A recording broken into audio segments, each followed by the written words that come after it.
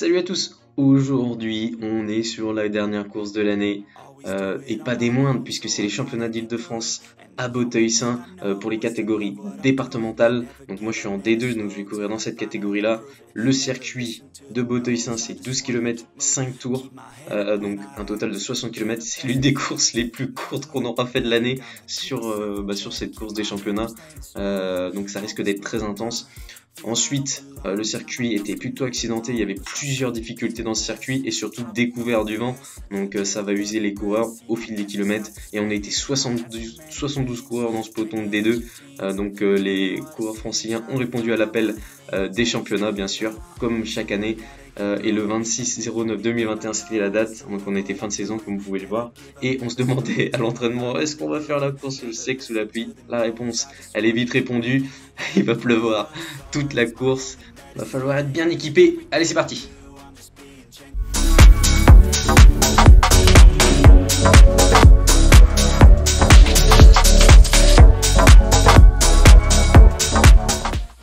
Regardez le coureur en vert et en jaune, ils discutent. Ils se sont dit quelque chose et je me dis il y a quelque chose qui se trame. Et le coureur en vert, je le connais et je vais pas le laisser partir parce que je sais qu'il est fort. On a fait une échappée, la première course de l'année. Malheureusement, je l'ai pas en vidéo parce que j'avais pas la caméra. Mais il avait fini deuxième, j'avais fini 6.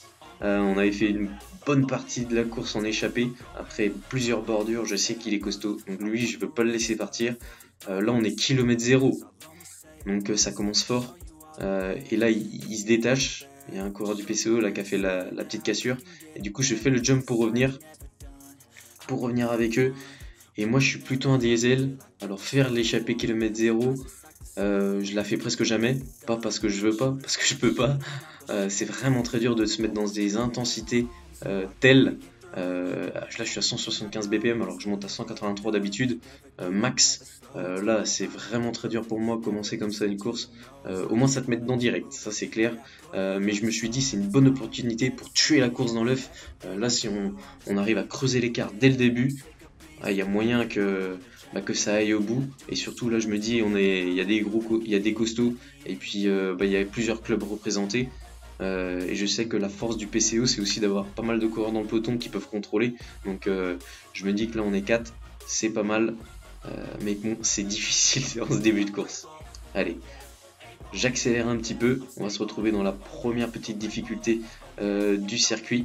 Ça fait toujours plaisir d'avoir la moto devant comme ça, je sais pas si vous ça vous fait ça, mais moi je kiffe trop avoir la petite moto devant et tout, ça veut dire t'es premier, je sais pas, ça me donne un peu de frisson et puis ça me donne envie de rouler encore plus vite. Donc là, on s'est fait récupérer par deux coureurs, dont un copain du PCO et un coureur du team Alcycle en bleu ciel, là, juste devant moi.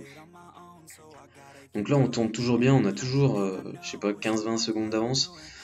Et là, le gars du team Alcycle, il va me dire, quand je vais lui passer le relais, les gars, vous êtes deux du PCO, c'est à vous de rouler. Je lui dis mec, tais-toi et roule, on vient à peine de partir. Ce genre de discours, tu peux l'avoir en fin de course. Mais là, on n'a même pas creusé l'écart, on n'a même pas 20 secondes d'avance. Il faut que tout le monde travaille dans la même direction, il faut que tout le monde travaille tout simplement. Tout le monde passe ses relais pour pouvoir prendre du champ sur le peloton, parce que là on est toujours à portée de fusil. Et si on veut que l'échappée aille au bout, va falloir qu'on se mette tous à la planche pour pouvoir gagner des secondes sur le peloton.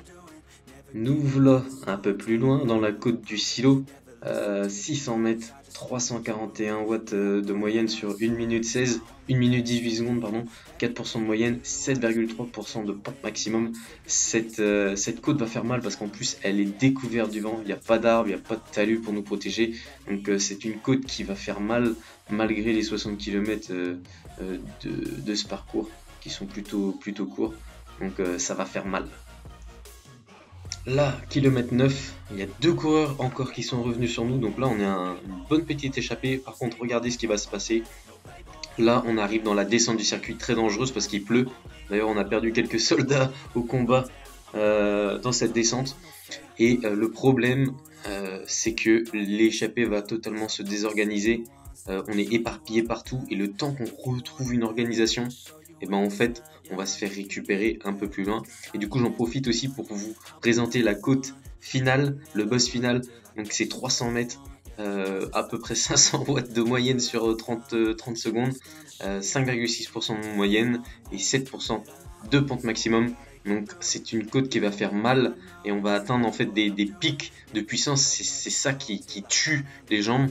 Et du coup cette bosse va user les organismes au fil des tours, en plus de la pluie.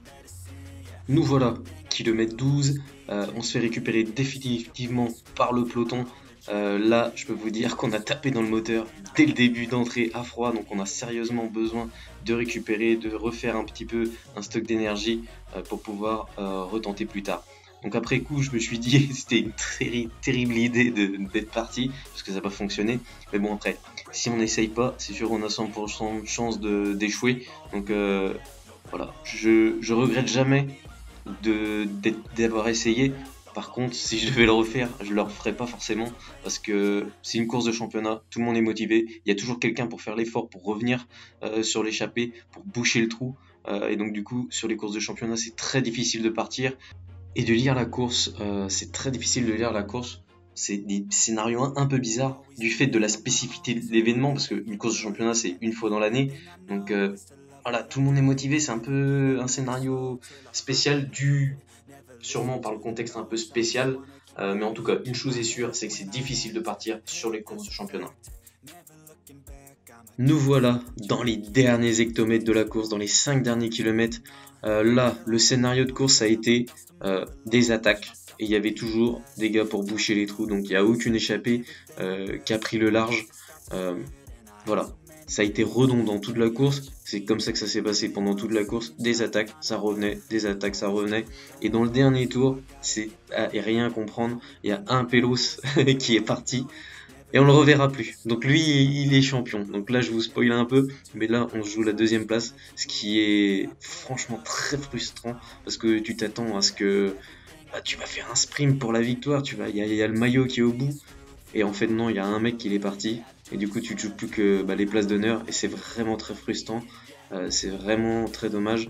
Donc là, on va se repositionner pour le sprint, parce que bon, on va essayer de quand même faire un podium. Là je demande à mon copain, remonte-moi, tout le monde s'est écrasé un peu, on roule quand même assez vite, 46 km/h, 47.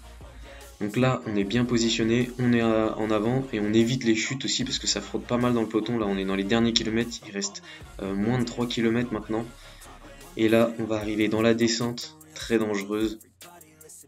En plus, il pleut et là, je me dis, il fallait être en plus au niveau du pont, placé devant.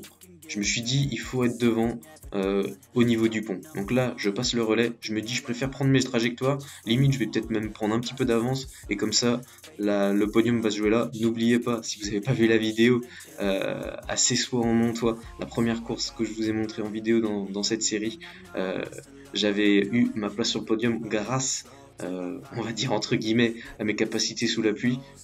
Donc là, je fais la descente à fond, sous la flotte, pour essayer de prendre un petit peu d'avance et de gagner là-dessus, parce que je sais que mon sprint n'est pas terrible.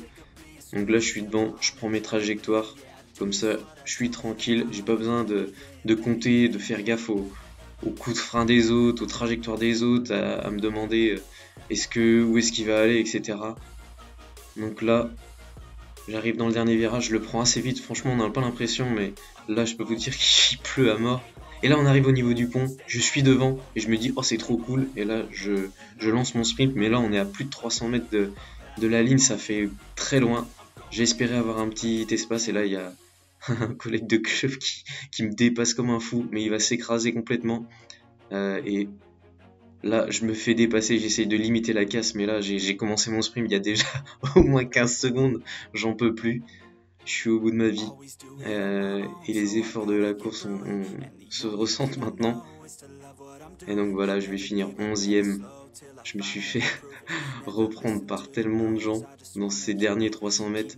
Il va vraiment falloir que je travaille le sprint. Enfin bref, c'était la première saison de jour de course. J'ai beaucoup appris sur toute cette saison pour monter et puis aussi commenter, etc.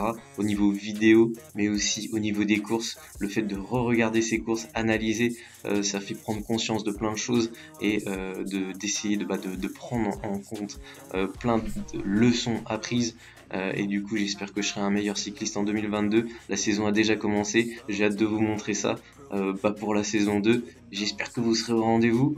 Et puis aussi, je voudrais féliciter Jean-Philippe et puis Clément qui ont gagné en D3 et D1 respectivement, qui ramènent le maillot à la maison. Félicitations les gars. Et puis voilà, d'ici là, à la prochaine saison, roulez bien, entraînez-vous bien. Bon début de saison 2022 à tous. Et puis, on se voit l'année prochaine. Allez, salut!